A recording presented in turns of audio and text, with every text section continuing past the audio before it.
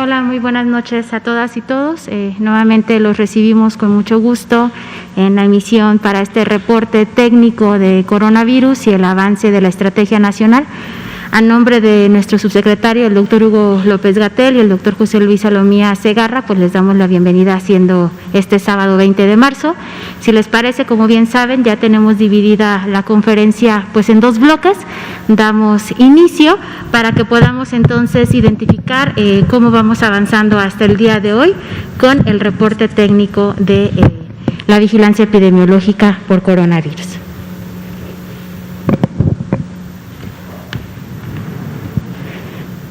Es muy importante, pues nuevamente reiterar que esta información proviene de las 32 entidades federativas.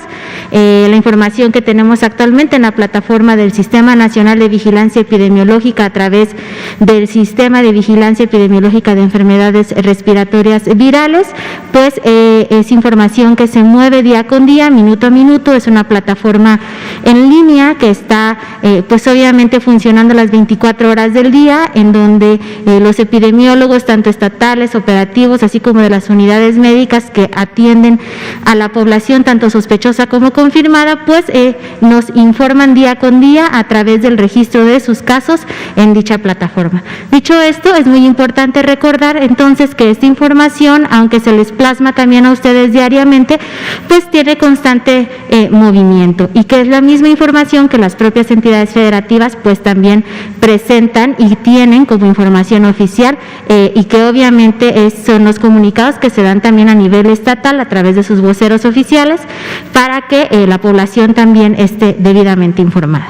Entonces, bien, recordemos pues que esta primer lámina nos presenta claramente los actuales casos que tenemos en el país. En este caso pues observamos los casos estimados, ¿no? Los casos estimados con base al reporte que tenemos en CISBER, y los casos que actualmente se encuentran activos, es decir, aquellos pacientes que todavía se encuentran portando la enfermedad y que en algún momento dado incluso podrían seguir presentando signos y síntomas de esta infección. Dicho esto, es importante recordar que actualmente tenemos 2.388.298 casos estimados, y que a su vez contamos actualmente con ya más de 1.733.000 personas recuperadas. ¿Qué quiere decir esto? Son personas que presentaron la infección en algún momento, pero que afortunadamente actualmente ya se encuentran completamente recuperadas y que ya no traen la infección activa. Y observemos pues que en la curva superior, la que está en tono azul más claro, pues es identificable que en las últimas semanas se ha identificado un descenso. En las últimas 2-3 semanas también, si observamos la barra inferior que corresponde a las semanas epidemiológicas de lo que va en este 2021, y obviamente durante toda la pandemia iniciada desde 2020, pues también identificamos que hay una especie de meseta que ya se ha explicado en conferencias anteriores, que es lo esperado, ¿no? Y que a su vez también, al observar la barra verde o la curva verde en relación a las personas recuperadas, pues también podemos identificar que después del pico máximo ha habido una disminución importante, y que actualmente se mantiene también en disminución, pero ahora con una aceleración un poco menor. Al día de hoy tenemos ya reportados un total de 37.468 casos activos estimados. Esto únicamente equivale al 2% de la población que tenemos registrada en la plataforma, y que tenemos ya 695.667 esquemas de vacunación completados para COVID-19. En esta otra lámina podemos identificar también pues 3 curvas. La primera curva, que es la que se aprecia en tono un poco más claro, es la que nos va dando de alguna forma la evolución del total de personas hospitalizadas en el país. Como bien dice el título de este gráfico, se refiere a la evolución diaria de hospitalización nacional, y la siguiente curva, que es la que está en tono rojo, pues son las personas hospitalizadas en camas generales, teniendo por último la curvatura en tono verde, que son son aquellas personas que se encuentran hospitalizadas con ventilación mecánica, es decir, como lo hemos dicho con anterioridad, es la población que desafortunadamente ha presentado signos y síntomas graves y que requieren apoyo mecánico de ventilatorio y que generalmente se encuentran en las áreas de unidades de cuidados intensivos de hospitales de segundo y de tercer nivel que atienden a esta población. Actualmente, a nivel nacional, tenemos una ocupación total del 23% y ustedes observan que tiene una nota al inferior que hace referencia a que no se ha tenido cambio porque se ha mantenido esta proporción constante.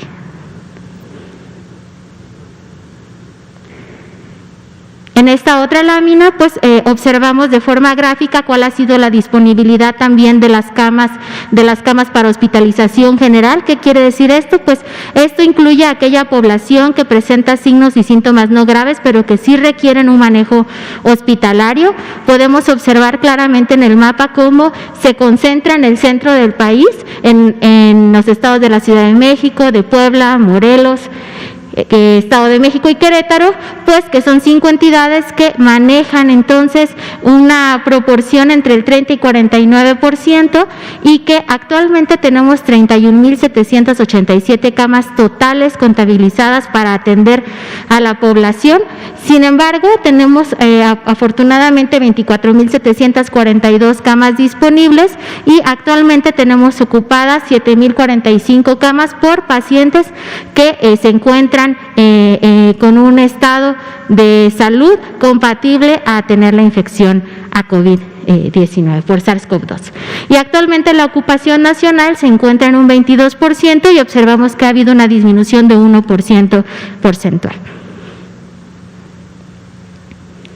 De igual forma, en este gráfico o en esta lámina podemos identificar que en el mapa hay una disponibilidad de camas para hospitalización con ventilador, que actualmente la ocupación nacional es del 26% y observemos pues como 7 entidades federativas que están en tonos un poco más oscuros, que se ubican obviamente nuevamente Ciudad de México, Oaxaca, Yucatán, Estado de México, Querétaro, Aguascalientes y Tabasco, pues tienen una ocupación entre el 30 y el 49%. Actualmente para este tipo de atención de camas con ventilador tenemos contabilizadas 11,072 camas en el país, de las cuales se encuentran disponibles 8,182 y tenemos en este momento 2,890 camas ocupadas. Entonces nos mantenemos con una ocupación aceptable que va obviamente relacionada también con la cantidad de casos que actualmente tenemos reportados en el Sistema Nacional de Vigilancia Epidemiológica. No hay que olvidar, pues, que como les comentaba, la información que les presentamos en relación a la vigilancia epidemiológica, pues este extracto que nosotros tenemos en la conferencia, pues solo es parte de la información que la Dirección General de Epidemiología o de la Secretaría de Salud Federal hace pública diariamente. Ustedes pueden seguir consultando el micrositio de www.coronavirus.gov.mx e inclusive ahí encontrarán el reporte técnico diario donde ustedes pueden identificar la población mexicana, trabajadores de la salud, pueden identificar claramente el reporte de casos que tenemos actualmente, aproximadamente entre el 50%, 50.1% de la población reportada como confirmada por COVID son varones, es el del sexo masculino, y actualmente tenemos una tasa de letalidad acumulada del 2.2%, que esto equivale a una disminución en comparación de aquellas temporalidades en donde hemos tenido mayor cantidad o mayor número de casos. Entonces, pues también los invitamos a que puedan verificar esa información, que se puedan mantener informados y que puedan ustedes inclusive pues tener acceso pues a todos los datos y registros que la Dirección General de Epidemiología genera diariamente. Dicho esto, pues creo que es importante que también mencionemos que la Estrategia Nacional de Vacunación, que ahora es el punto focal también de lo que la población mexicana necesita escuchar, pues va avanzando. Afortunadamente, al día de hoy, si vemos esta este gráfico de barras en donde podemos identificar que conforme los días han venido avanzando, pues afortunadamente también han llegado mayor cantidad de vacunas y la estrategia también ha venido avanzando. Actualmente tenemos 195,700 dosis aplicadas, reportadas el día de hoy para 20 de marzo y es muy importante identificar pues que esta información, como lo hemos dicho ya en otras emisiones, pues se actualiza diariamente y generamos un corte de información a las 4 de la tarde, por lo tanto la información que se genera después de las 4 de la tarde se acumula para el reporte del día siguiente.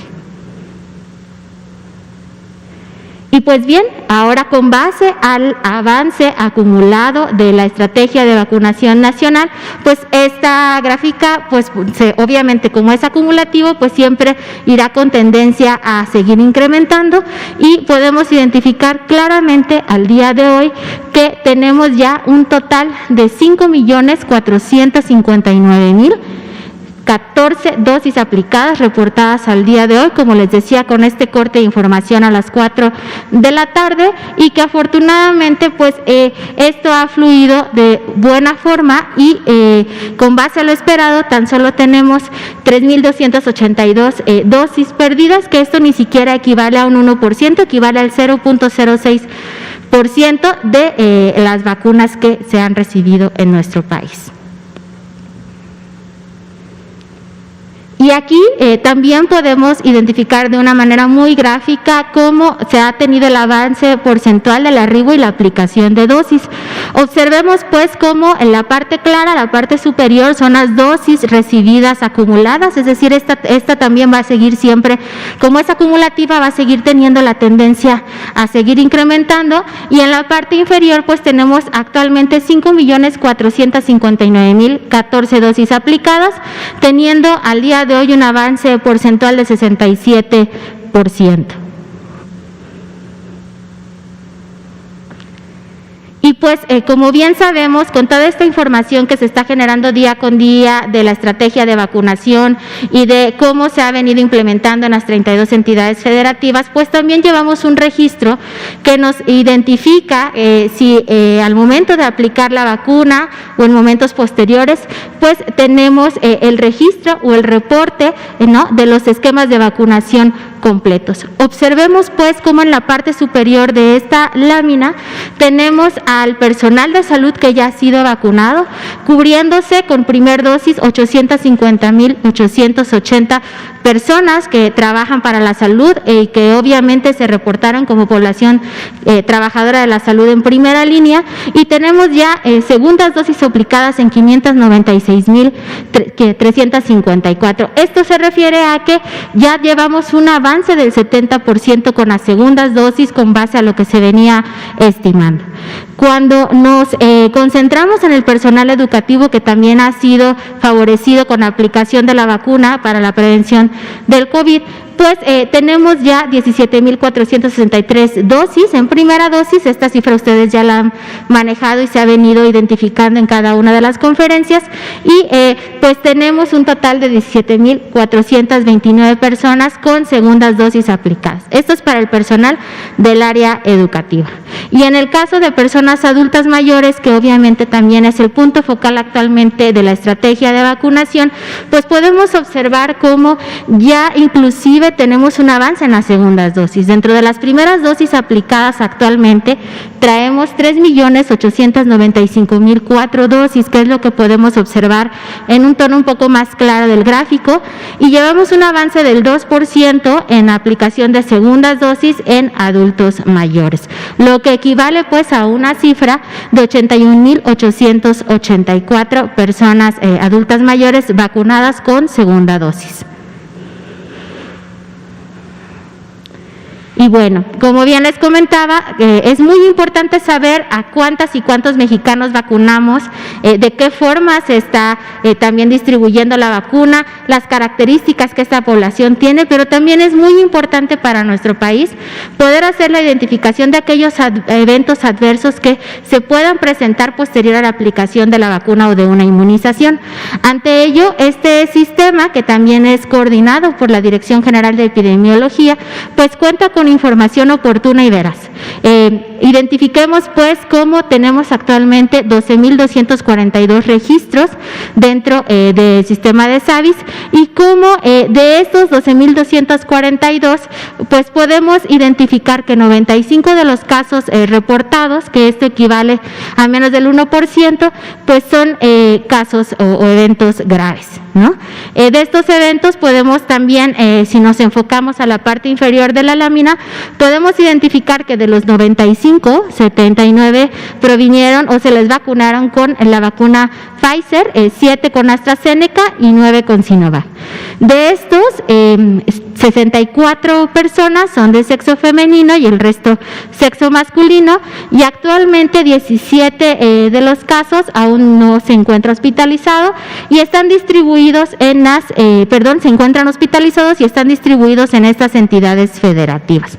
Observemos pues cómo tenemos dentro de los registros de estos 12,242 eventos, la mayoría de los registros se concentran con la vacuna Pfizer, que también ya se les ha venido explicando que esto se debe a que esta fue la vacuna que se aplicó en primer momento para el personal de salud. Entonces, obviamente hay una mayor concentración, hubo una mayor concentración de vacuna aplicada y por ende pues se esperaba que hubiera una principal o mayor notificación de los eventos en esta vacuna. Es decir, esta cifra no significa que tengamos mayor problema con esta vacuna, con la vacuna Pfizer. Con AstraZeneca tenemos de estos 12,442, 411 reportes vacunadas, personas vacunadas con AstraZeneca, 91 personas vacunadas con Sinovac y 90 personas vacunadas con Sputnik. Actualmente, pues el 0.2% de los SAVIS equivale más bien al 0.2% de las dosis aplicadas en relación a estos eventos.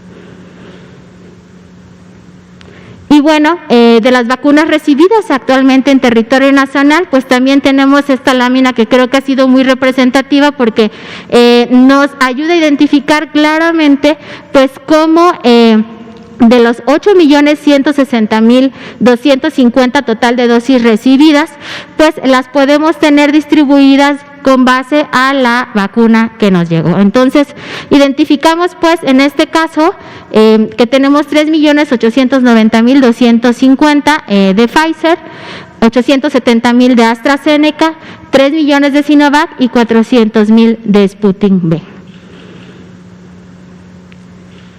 Y algo que se ha venido resaltando ya en las últimas semanas, en el último par de semanas, es que pues hashtag espera tu turno, pronto vamos a llegar a tu localidad. Es muy importante pues que respetemos también este componente de cómo se ha venido dando la estrategia. Si eres del grupo poblacional que ya está identificado como población de riesgo y que ya te encuentras en este momento identificado para que te vacunes, pues acude a la unidad que se te ha sido asignada, y si todavía no te corresponde, pues simplemente tenemos que esperar nuestro turno para que esto avance de forma fluida y para que todos los mexicanos y mexicanas que estamos contemplados en esta estrategia de vacunación, pues seamos debidamente vacunados, ¿no? Esto es un beneficio pues para toda la población. Quienes sean vacunados pues también protegen a los que al final no son población de riesgo, pues para no enfermar. Y entonces justo esperamos que esta estrategia se mantenga y que todos los mexicanos y mexicanas pues también contribuyamos con la parte que nos toca.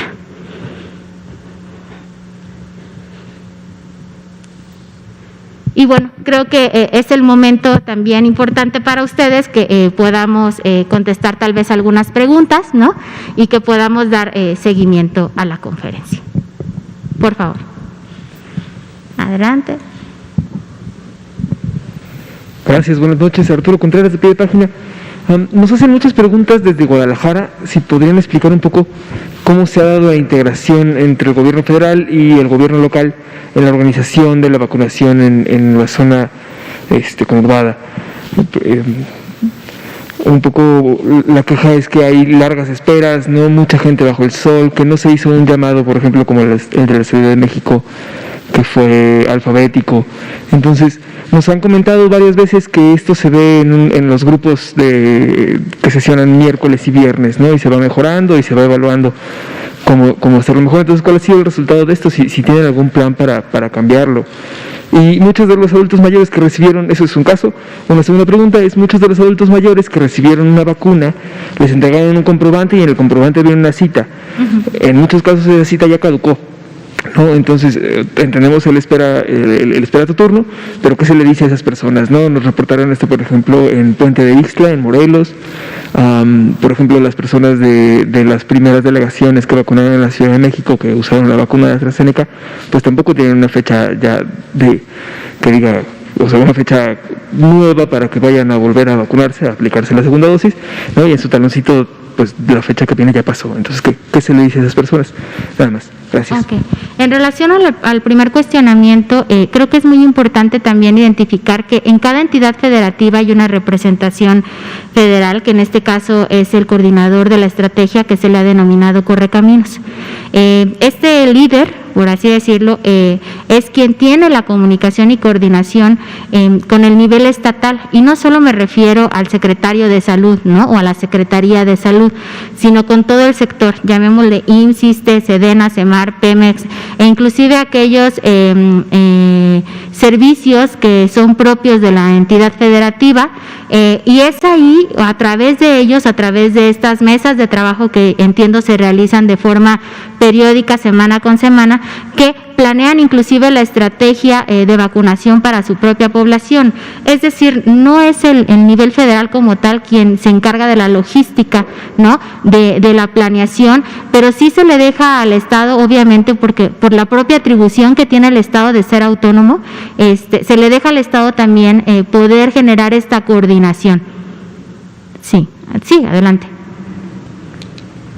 Sí, un poco la pregunta es, como ante todas estas quejas, ¿por qué no se ha hecho nada? ¿Por qué no se ha ajustado? ¿No? O sea, ahí el coordinador estatal de la Brigada Correcaminos no está funcionando con las autoridades locales, o es más bien las autoridades locales que no quieren poner atención, ¿no? O acatar ciertas medidas, no sé cómo. Ok, esto es particularmente, entiendo, para el Estado de Jalisco, ¿es correcto? O sea, las dudas que se han venido presentando son para el Estado de Jalisco. En este momento particularmente, su servidora no podría decirle si la desarticulación se da por alguna falta de coordinación con el Estado, pero con mucho gusto lo comentaremos inclusive con el doctor Ruy López Ridaura, quien es nuestro enlace, para que podamos en un momento dado, si no el día de mañana, el día lunes, poder hacer una aclaración un poco más estricta en relación a este tema.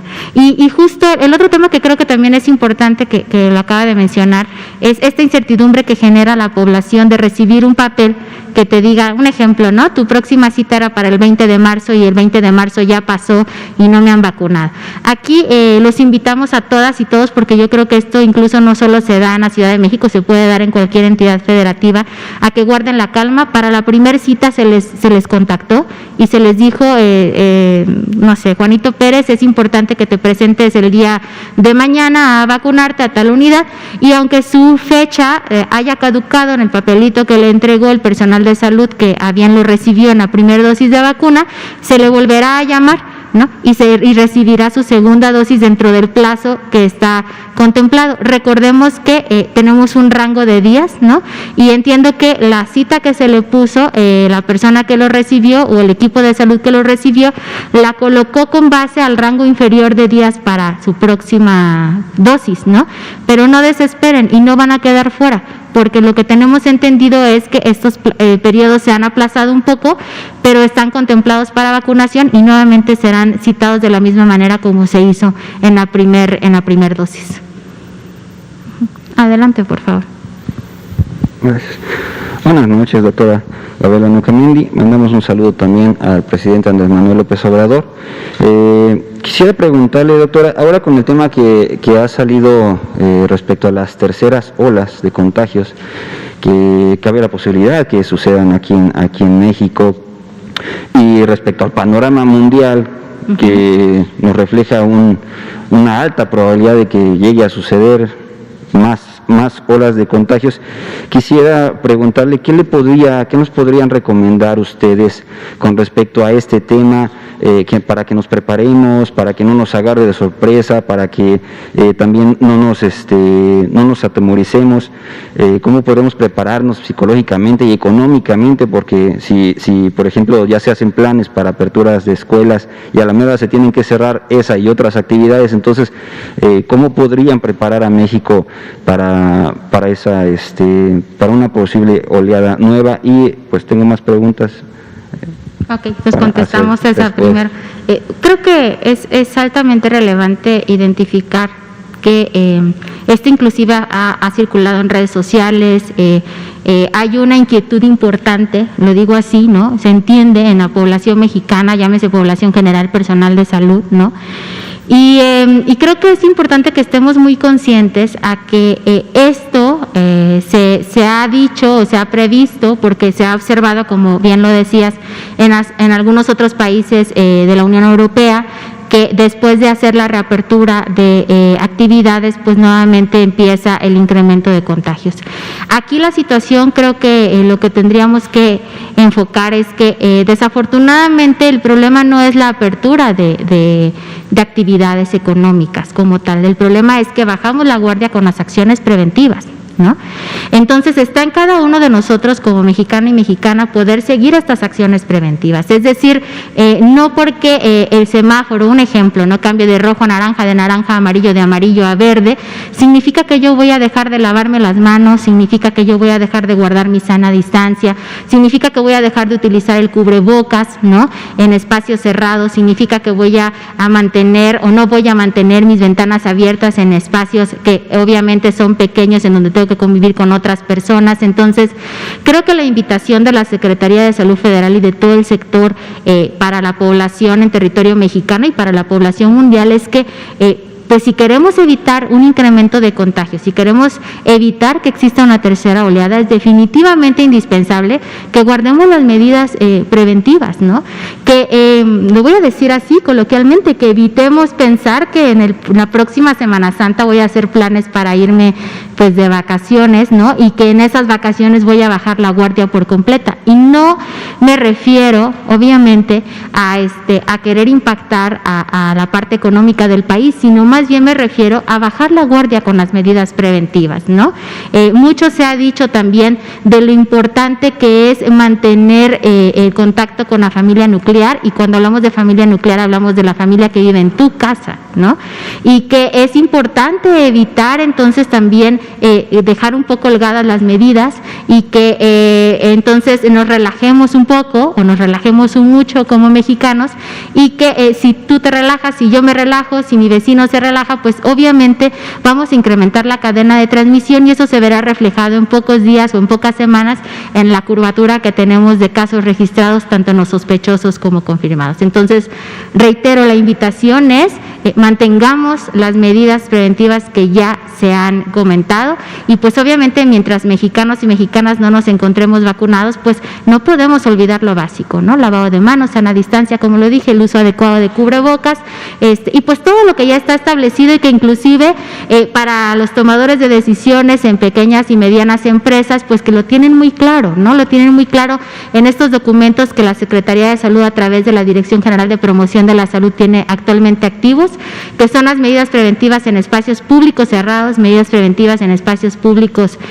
pues abiertos, ¿no? Entonces la invitación es prácticamente esa. Y algo también muy importante es, no porque te hayas aplicado la primera dosis de vacunación consideres que ya estás completamente libre, ¿no? Y que entonces ya puedes también bajar la guardia y dejar de cuidarte a ti y a los tuyos. Eso es muy importante. A lo mejor nos hace falta permear con la población mexicana, pero es muy importante que entendamos que a pesar de que ya hayamos recibido la primera dosis, debemos mantener los cuidados que pues en las emisiones que día con día se han dado a través aquí en Palacio Nacional, y pues inclusive todo lo que tenemos ya publicado en el sitio y que está en redes sociales, pues que se tiene que seguir manteniendo efectivo.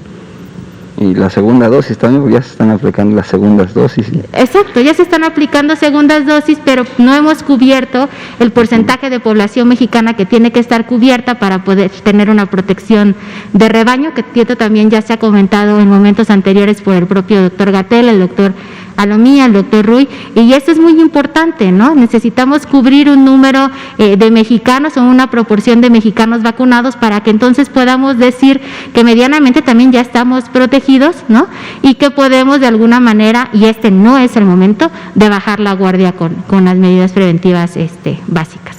Por lo regular, si se habla de una tercera, cuarta oleada o la que sigue, ya el mexicano también piensa mucho en que, híjole, voy a tener que a lo mejor cerrar mi negocio, me va a pegar económicamente, y tiene que calcular ese tipo de cosas. Respecto a ese tema, también hemos visto, por ejemplo, que la Ciudad de México ya ha aperturado varias actividades económicas. El metro funcionó desde un inicio, transportes colectivos como el camión pecero también siguieron funcionando y le han reportado contagios a la baja últimamente. Se han abierto restaurantes, últimamente se vio la apertura de antros y bares en otra modalidad que no sea así como centro nocturno. Y pues hemos visto, sí se ha visto que los contagios van bastante a la baja. Con respecto a esto me gustaría preguntarle si tienen ya de alguna manera un panorama ya más o menos calculado con respecto a estas actividades económicas y las medidas que se han implementado, como para que pudieran ver qué situaciones ponen en riesgo a la sociedad mexicana y qué situaciones no, porque al principio pues así como que parejo, ¿no? Se cierran todas las actividades económicas y ya después vemos cómo las aperturamos. Ahorita creo que ya se ha visto un panorama un poquito más amplio de qué sí puede ser riesgoso y qué no puede ser riesgoso. ¿Nos podrían platicar algo de eso, algún avance que hayan podido ustedes observar? Y quisiera tener unas preguntas y no tiene también unas preguntas el compañero. Ok, bueno, voy a empezar por algo que comentó, que al principio se cerró, ahorita lo mencionó, dijo por pánico. En realidad, pues no fue por pánico, es una enfermedad nueva, lo que denominamos una enfermedad emergente en el país, que no circulaba en territorio mexicano, ¿no? Entonces era muy importante que nosotros tenemos protocolos activos, es decir, por parte de salud tenemos protocolos que ya se han venido preparando con muchos años de anticipación, y parte de esos protocolos o parte de la operacionalización de estos protocolos es justo hacer una evaluación de riesgos, y en esa evaluación de riesgos con esta enfermedad nueva, vamos a decirlo coloquialmente, ¿no? Nueva, pues sí era imperante poner en práctica también varias acciones restrictivas, ¿no? Que eso de alguna manera o de muchas formas, pues obviamente lo que lográbamos era impedir la cadena de transmisión, ¿no? Y esto no solo se hace pues con COVID, se hace con otras enfermedades, pero por la magnitud y trascendencia de esta infección, pues obviamente las medidas también fueron con mayor impacto social. Ahora, en relación a la identificación de estas actividades de riesgo, voy a regresar a lo mismo de la respuesta anterior. Las actividades de riesgo va más allá a que si vas a un restaurante, o que si vas a un centro, o que si vas, ¿no? O que si vas al mercado. Va más allá de ir. En realidad, la actividad de riesgo es que vayas y que no uses el cubrebocas, que vayas y que no guardes la sana distancia, que vayas y que no hagas el lavado de manos adecuado, y que con esas manos sucias que ya tocaste a uno y a otro sigas tocando, y que puedas ser tú un vehículo transmisor del virus, ¿no? Entonces no es tanto la actividad como tal, sino el no llevar a cabo esas acciones que sabemos que de alguna o de muchas formas lo que hacen es coartar, ¿no? O de alguna manera generar una barrera para la transmisión del virus. Ahora bien, para que estas actividades se aperturaran en la Ciudad de México, pues obviamente pues no se generaron de un momento a otro, tuvieron que haber reuniones en donde una serie de tomadores de decisiones, expertos, que no únicamente interfiere salud, sino también la Secretaría de Economía, ¿no? Obviamente el mandatario, ¿no? de la entidad, hablemos de cualquier entidad federativa, pues tiene que sopesar la decisión, ¿no? No es una decisión unilateral, es una decisión en donde intervienen varios factores y que obviamente lo que se espera al poder tomar este tipo de decisiones es que el riesgo que tenga la población, que en este caso queremos proteger, pues sea el mínimo. Entonces, entiendo pues que este análisis de cuáles son estas actividades o estos momentos de reapertura, pues también se generan a nivel local. A nivel federal se tienen mesas de trabajo pues diariamente, el equipo técnico operativo también nos concentramos desde el componente que nos toca 5 o 6 veces a la semana para poder ir definiendo cuáles son las acciones que tenemos que realizar. Esto es como una orquesta gigante, ¿no? En donde existe sí un director de la orquesta, pero existimos muchos elementos o complementos, en este caso nosotros llamémonos vigilancia epidemiológica, promoción de la salud, programas preventivos, atención médica, ¿no? Y entre cada uno de los componentes generamos un análisis bastante bien fundamentado, siempre a través de la evidencia, y sí, en estas reuniones en donde se tienen que tomar estas decisiones tan complejas como poder decidir aperturar o no aperturar, que no necesariamente quien toma la decisión es salud, sino que más bien somos un contribuyente, pues se tienen que tomar con base a la evidencia que se genera. En el caso de nosotros lo que hacemos es presentarles el comportamiento de la enfermedad, no solo por entidad, sino por región, y eso a nivel local cada una de las entidades tiene que hacerlo y lo hace, pues es parte del compromiso que se tiene desde la federación y a nivel local, para que no solo el factor de número de contagios sea el interviniente. Es por eso que también existe un semáforo que tiene varios elementos, y esos elementos, con base a los índices que se generan, pues de alguna manera se ponderan y podemos decir en qué, de alguna manera, qué coloración se cuentan, pero no es la única actividad que se tiene que presentar para llegar a tomar la decisión. Entonces reitero, pues no bajemos la guardia, mantengamos las medidas y no pensemos que porque los números de contagios van disminuyendo, pues entonces yo ya puedo realizar actividades que en un momento dado lo que van a hacer es propiciar poder incrementar la cadena de contagios nuevamente, ¿no? Si no hubiera, adelante, claro. Gracias, perdón. ¿Cómo? Déjeme, busco aquí la pregunta, es que tengo ya varias. ¿En cuánto tiempo se vuelve obesa una persona? ¿Cuánto tiempo tiene que pasar para que se vuelva obesa? Muchas veces vemos un producto, por ejemplo, ya con los sellos, y decimos, híjole, si lo como me voy a dañar la salud, ¿no? Pero ¿en cuánto tiempo se vuelve obesa una persona? Ya llevamos un año de quédate en casa, un año de estas medidas sanitarias, un año de estar en casa. En este año ya nos pudimos volver obesos, o en un mes. ¿En cuánto tiempo, doctora? Ok, voy entendiendo el contexto, o sea, es por este periodo que nos hemos mantenido tal vez con una disminución de actividad por física. Este periodo y por pues en alguna otra ocasión, o sea, en cuánto tiempo una persona se vuelve obesa, pues comiendo mal y teniendo malos hábitos alimenticios. Bueno, es que en realidad esto depende, no hay una cifra exacta, ¿no? Depende de los hábitos alimenticios que tenga, de actividad física que tenga, higiénico-dietéticos que tenga el individuo, inclusive la propia carga genética, ¿no? Lo que sí podría decir es que sí tenemos una carga genética favorable también para el incremento de peso, una mala alimentación, ¿no? Sedentarismo, o sea, es como una sumatoria de cosas, ¿no? Esta es una ecuación. Si esto lo vamos sumando, entonces, y si tu cantidad de productos que consumes son de alto contenido calórico, ¿no?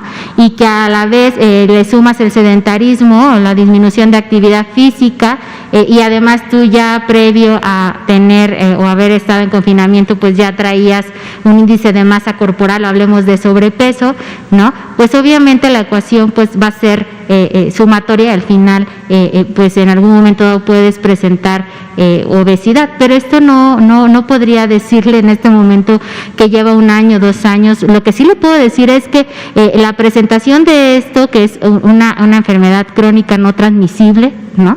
Sí se genera a lo largo de los años, o sea, no es en 3 meses, pues, ¿no?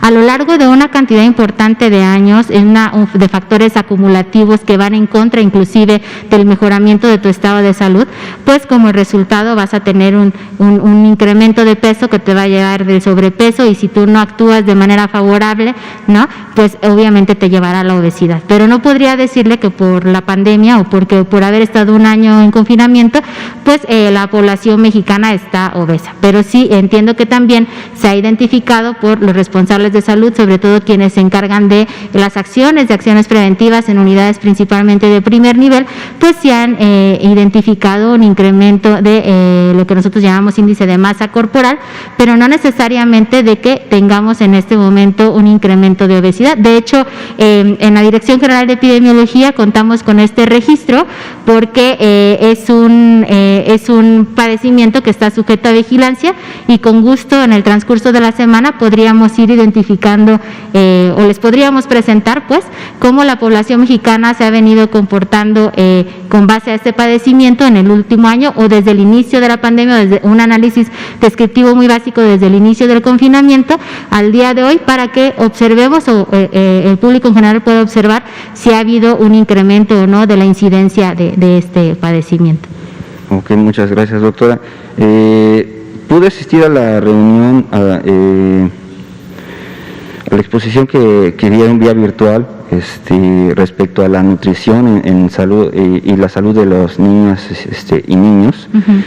Que se dio en esta semana, y por ahí mencionaron que México está entre los países con más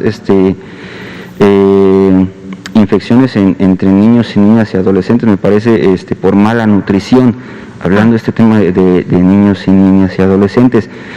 Quisiera preguntarle esto es hasta qué grado es real, y por ejemplo cómo impacta eso en la decisión para poder regresar a las aulas ahora que se planea el regreso a clases. Ya, no podría decir que es algo separado, pero lo que sí le puedo decir es que esta información está basada obviamente en la evidencia. Recordemos que además de los registros que tenemos por parte de Vigilancia Epidemiológica por la Dirección General de Información en Salud, también se han hecho encuestas nacionales a través del Instituto Nacional de Salud Pública.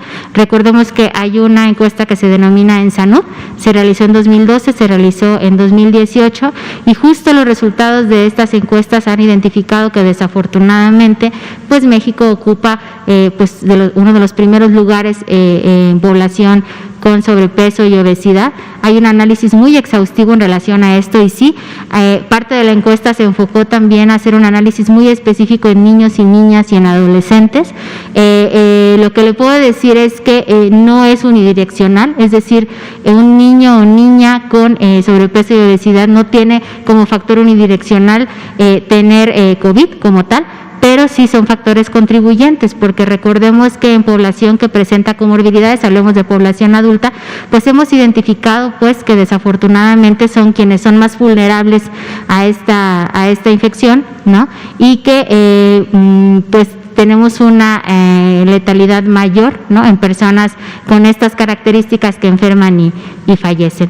Pero regresando al punto de los niños y el regreso a las aulas, pues creo que es muy importante también hacer la valoración de la población mexicana que se encuentra en estos grupos etarios, y con base a esto es uno de los factores que también de alguna manera contribuyen a tomar una decisión. En este momento para mí sería pues difícil poder decirle cuál es el índice, ¿no?, de obesidad al día de hoy en este grupo etario, pero sí tenemos la información con la cual contamos de la última ENSANUD que se realizó, y yo creo que este análisis, qué bueno que tocó ese punto porque es muy importante. Muchas veces nos vamos con el tema de COVID como la enfermedad infecciosa que en este momento está afectando a la población, pero se nos olvida que también hay otros factores contribuyentes o que se agravan por el propio confinamiento. Yo creo que vale la pena en este momento también invitar a la población mexicana, a los padres, a las madres, pues que obviamente tienen hijos en casa, pues que también aportemos un granito de arena para que pues la alimentación de nuestros hijos, y obviamente nosotros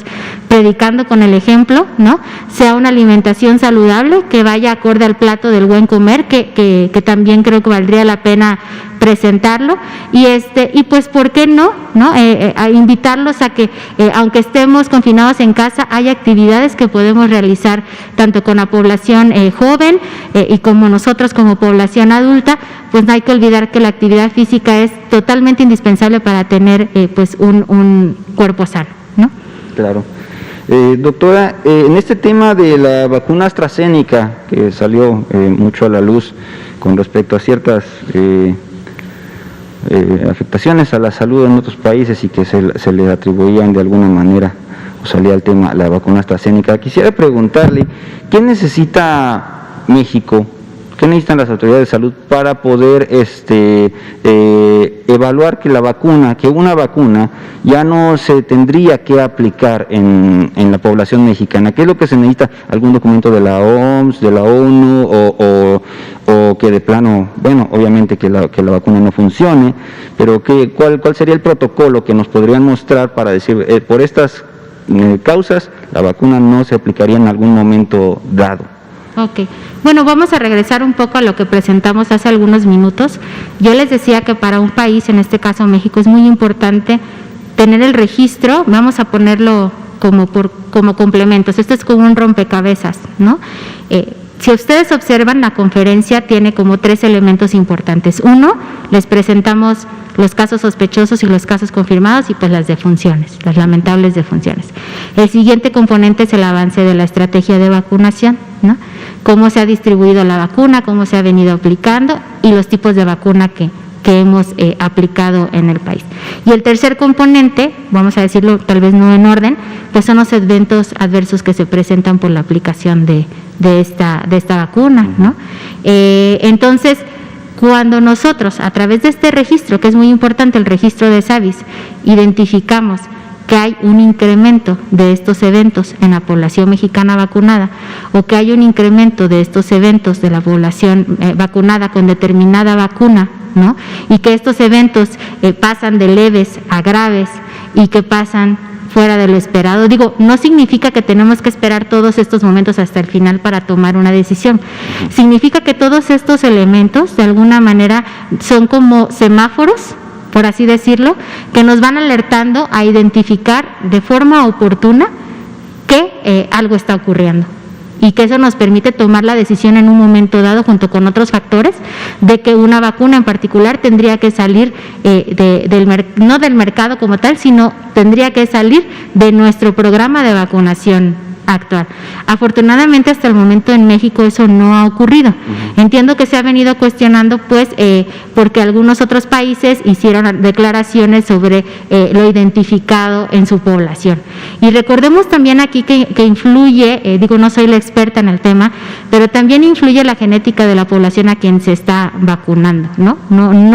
No presentamos el mismo comportamiento, y lo voy a decir así, igual, y el doctor Gatell obviamente lo aclarará, al igual que el doctor Alomía o el día de mañana el doctor Ricardo Cortés, en el mismo panorama epidemiológico en México, ¿no?, que en Estados Unidos, que en Francia, que en Afganistán.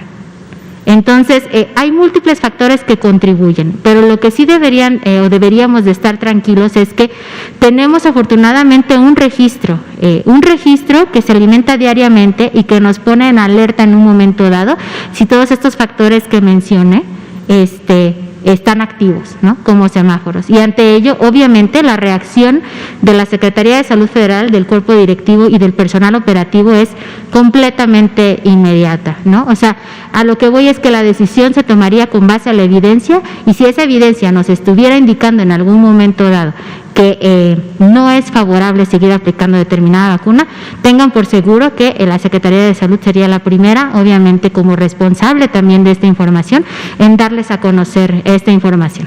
Sobre todo porque nuestra labor, nuestra función principal es salvaguardar pues a la salud de la población mexicana, ¿no? Y de cualquier persona, sin importar nacionalidad, que se encuentre en territorio mexicano. Claro que sí, doctora, muchas gracias. Estados Unidos, el presidente Biden, la Casa Blanca, se lanzó un comunicado de alguna manera diciendo que se iban a otorgar vacunas como préstamo, ¿no?, hace unos días. o bueno, nos llama mucho la atención la expresión préstamo. Me quisiera preguntarle, no sé si Estados Unidos no acepta pagos ya finiquitados o por adelantado, o por qué este tipo de frase que utilizó como préstamo a México. Le voy a ser honesta, en ese momento yo no tengo la información, pero pues nuevamente con gusto, yo creo que el día de mañana o en la semana, seguramente los expertos que han estado al día con el tema de vacunación dentro del grupo técnico e inclusive dentro de las mesas de trabajo, nos podrán apoyar con la respuesta. Muchas gracias. Por ejemplo, ya que se han presentado varias secuelas en las personas que ya fueron infectadas por coronavirus, tienen diferentes padecimientos ya que se recuperan, ¿qué estrategia tiene el sector salud con respecto a toda esta población que ya se está juntando y pues presenta todas estas diferentes características como resultado de la pandemia? Hay mucha gente que ya se ha recuperado, como bien lo mencionamos, pero pues también tienen diferentes secuelas. ¿Cómo lo está trabajando el sector salud de una manera específica? Entiendo que esto ya también se ha mencionado en algunos otros momentos, ¿no? La población mexicana de alguna u otra forma ha manifestado algunas secuelas leves a moderadas después de haber padecido la infección, pero particularmente para la parte de atención, estos protocolos justo los viene trabajando el componente de atención médica. Tenemos grupos especializados que se encuentran ya elaborando protocolos de cómo cubrir a toda esta población que se encuentra distribuida en todo el país, para que puedan tener, incluso ya hay protocolos activos donde esta población es identificada por las unidades médicas especializadas y empiezan a tener ya actividades de rehabilitación, ¿no? Para que puedan ellos volver a reincorporarse de la manera más adecuada posible pues a sus actividades que realizan día con día. Hablemos desde la parte laboral a la cotidianidad, ¿no? de ello. Como tal, no hay una estrategia nacional en este momento, si por ahí va encaminada la pregunta, pero sí desde lo local se tienen ya protocolos activos que concentran a esta población que se ha identificado con secuelas por coronavirus. ¿Tienen alguna secuela que hayan visto que es la más común en todos los casos ya recuperados? En realidad el propio sistema de vigilancia no vigila como tal las secuelas de un paciente, porque el objetivo del mismo es más bien hacer la identificación oportuna de un caso sospechoso o confirmado. No tendríamos nosotros en el SISBER, en el sistema de vigilancia, como el reporte de aquellas personas que padecen o que tienen secuelas por coronavirus, pero sí el componente de atención médica desde las unidades médicas que reciben a esta población los tienen identificados desde nivel unidad y son ellos quienes los canalizan como tal. Gracias, doctora. Ya son todas. Muy bien. Pues bueno, si les parece, siendo ya las 19:52, pues daríamos por terminada esta conferencia de prensa. Agradecemos de verdad su asistencia y agradecemos a quienes nos están escuchando y viendo desde las redes sociales, desde los televisores, y pues se les espera para que el día de mañana también puedan estar informados en relación a cómo va avanzando el tema de COVID y la estrategia nacional. Su servidora, la doctora Gabriela Nucamendi, directora de Vigilancia Epidemiológica de Enfermedades No Transmisibles, pues les agradece su atención. Muy buenas noches.